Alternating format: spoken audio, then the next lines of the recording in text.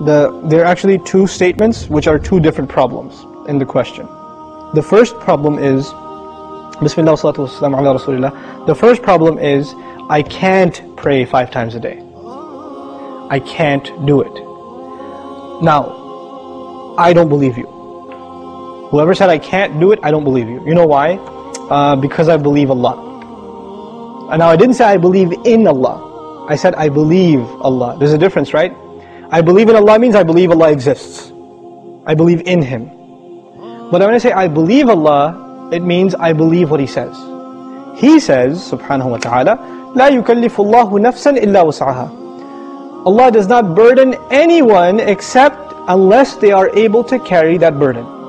This is what Allah said. Allah said He does not burden anyone with any responsibility unless they are capable of living up to that burden. This is what He said. You're saying you're not able to live up to a responsibility that Allah gave you. Isn't that true? You're saying I can't pray 5 times. It's too much. And Allah is saying yes you can.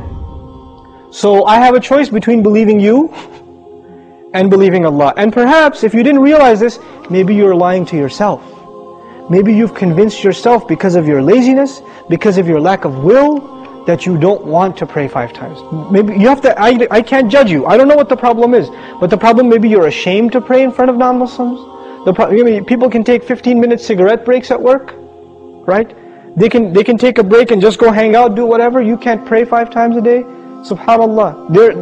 In this part of the world, where I used to, when I used to work in New York City, I would see Muslims praying all over the place. In the middle of 5th Avenue, on the curb, the guy is making salah because it's time. Or at the university, you open the copy machine room in the library, and there's like 3 guys praying right there, making salah. Muslims will pray. If there's time, we're going to pray. That's it. So that's the first thing. Allah said you can. If Allah gave this burden upon you, and He did in fact, then you can. Convince yourself of that. And rely on Allah, He'll make it easy for you. The second question is, does He really care? Does He even care if I pray or not? Now this question is actually more about, does He need my prayer or not? You're forgetting that the prayer isn't for Allah. It's for you. It's not for Allah. If all the people in the world, all they did with their life was pray to Allah, it would not make Him any richer. It wouldn't add to His kingdom because He already owns all of kingdom.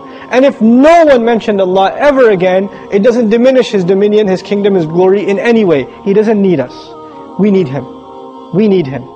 So the question is, do you feel like you need to pray? Do you feel like that's a need in your life? And if it's not, if you feel you're free of, begging Allah for His help, turning to Allah and submitting before His commandments, then that's a serious problem with your faith.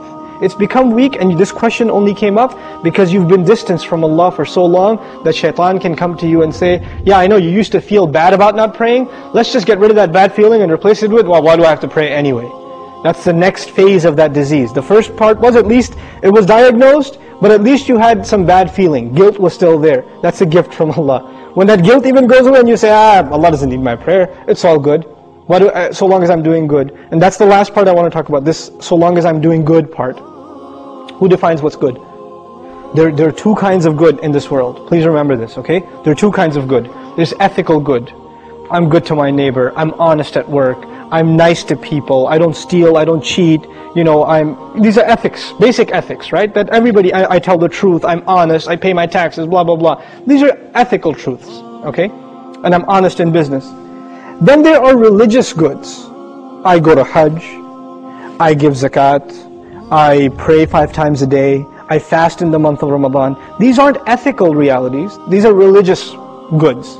Good deeds that are religious and good deeds that are ethical, moral in nature. What happens a lot of times with Muslims and with non-Muslims, especially it happens with Muslims, is that we make a distinction between these 2 things. So in the Muslim world, you will find people that are morally good. They're nice to their family, they take care of their kids, they're responsible in the household, they're nice to their neighbors, they're honest at work. Good people, but guess what? No religion. I don't need religion to be good, is what they say. And on the other extreme, you have people that pray, go to Hajj, give zakah, have a long beard, dress in a very religious garment, and yet terrible to their family, cheating people in business, highly immoral and unethical. So what's happened is we have separated the 2 dimensions of goodness. Moral goodness, ethical goodness, and religious goodness. What Allah does in the Quran is fuses them together in the ayah. This one ayah is called Ayatul Bir, the ayah of goodness. What does it mean to be good? If you study that ayah, it is a combination of two things. It's a combination of ethical principles like fulfilling your promises, being patient, perseverant, and also religious goodness, establishing the prayer, giving the zakah, right? So it's a combination of both of those things in one place. So if you think you are in a position to define what good is, most likely you're sticking to moral goodness. And you're undermining religious goodness, like the rituals that Allah taught us. But what Allah wants is for us to have both at the same time. This is when a person is truly good. Otherwise, you're not really good. You have defined goodness for yourself and you have rejected Allah's definition of it. But we turn to Allah for guidance because we can't define things for ourselves. We want Him to define them for us. Inshallah ta'ala.